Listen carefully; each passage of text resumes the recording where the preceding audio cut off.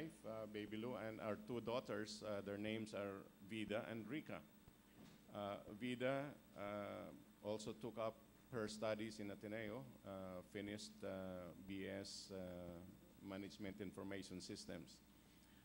Our daughter Rika took up dental medicine, so she went to UP Manila.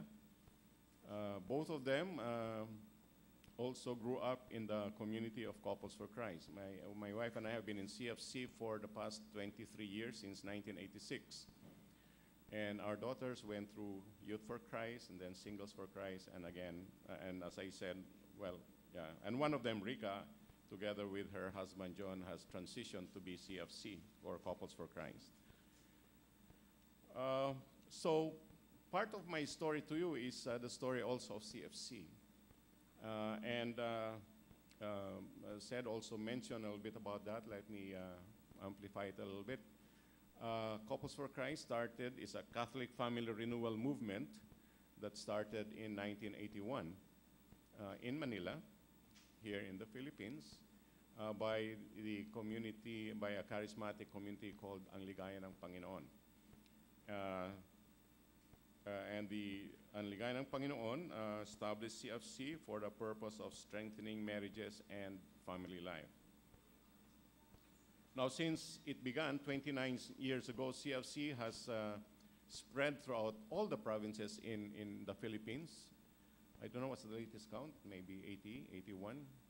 It keeps on growing sometimes. I mean, there's another province carved out of an existing province. Blessed also by the Lord to now be in more than 160 countries in the world. So this is something that started in the Philippines but is now in 160 other countries in the world, and some even bishops have termed it as one of our better exports, something that started here in the country. It started as a ministry just for husband and wife. After all, the name is Couples for Christ.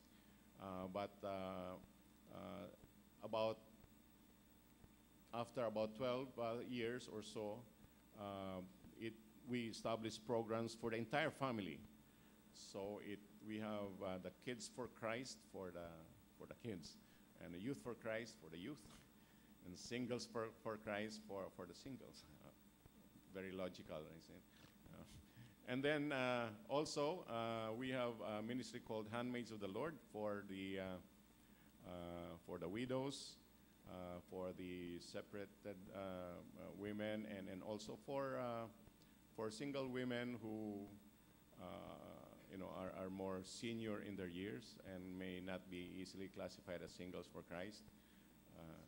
And also a lot of that, the wives of overseas workers whose husbands are out of the country. The male counterpart for that is what we call servants of the Lord. So it's everyone in the family has a room, has a role in CFC. Now, as I mentioned, the CFC was established to strengthen family life and allowing married couples and now the other members of the family to put Christ at the center of their lives. After some time, however, late in the 1990s, we said that we should go beyond family renewal, but also help out in social renewal. And thus were formed what we call the social ministries. These are ministries that address in a more focused way certain specific sectors of society. For example, we have a ministry that addresses the corporate and business world. We have a ministry for those in government, for lawyers and those in government. We have a ministry that addresses the police and the military, and a ministry that also goes to the prisons and serve in prisons, and more recently, migrant workers.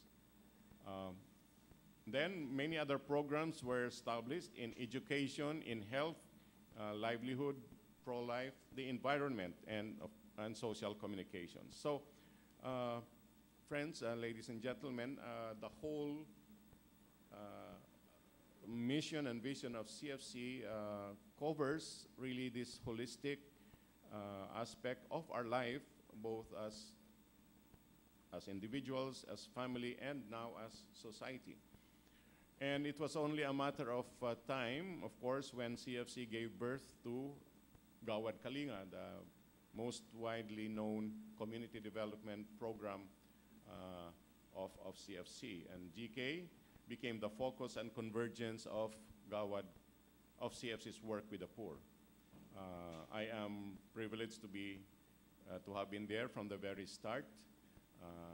In fact, in the early years of GK, Father Ben Nebres, when he talks to GK crowds, would always, well, not always, but sometimes acknowledge that it was me and another Atenean, Ed David, who was until recently a member of the Board of Trustees of Ateneo, who introduced GK to Father Ben. Now, I mention this particularly because while that is so, I cannot claim to be the founder of Gawad Kalinga. The earlier invitations mentioned that I'm the founder of GK. Far from it. I'm not claiming that, and that is not quite right. But, you know, it is an honor. It was a privilege to be so deeply involved in GK. Recently, or maybe about 6 months ago, CFC saw it fit to spin off Gawad Kalinga to let go of the corporate governance and structure. We saw that the child has grown, and opportunities for it to track its own path to the future must be allowed.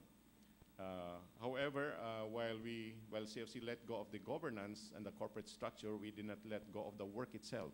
So CFC members are still very much involved in Gawad Kalinga, particularly at the site or ground level. Now, the letting go of GK did not mean, however, that the work with the poor that CFC was pursuing was diminished. On the other hand, the work actually expanded, and CFC is now pursuing various programs that will target even many more poor, even beyond Gawad Kalinga sites. For example, a child scholarship program that will begin this coming school year, that will allow a greater number of children to have the opportunity to enter and complete basic education. Now, for those of us who were here in Ateneo, for those who have studied in Ateneo, many of these things we take for granted, right? But there are numerous, partly because of the poverty situation in our country, many children who cannot even have a chance at life because they cannot enter school. Even while our public schools are free, you need, in terms of tuition, you need more than just tuition to get to school. You need transport money, you need, merienda money, and even money for school projects. We might not realize it, but many, I don't know what the number is now, what the statistics are now, but many cannot even have that opportunity. So we thought in CFC we will like to focus on that one as part of the expanded work. Now, all told, CFC and all its ministries, we have approximately 1 million members, so that's globally. About 800,000 of that in the Philippines, and about 200,000 aggregately from the 100 or so other countries. Now, I mentioned that, but we do not look at these numbers as merely statistics, because we know these are flesh and blood. These are real people. These are like us, co-pilgrims in our journey. And so we believe that really attending to the transformation of the individual is a continuing process, and we do this anchored on our lives more deeply, more deeply anchored in Christ. And as we have placed our lives more deeply in Jesus and Christ, out of this flow the very natural love for the poor and for our neighbor. And as we focus on that, we will have the continued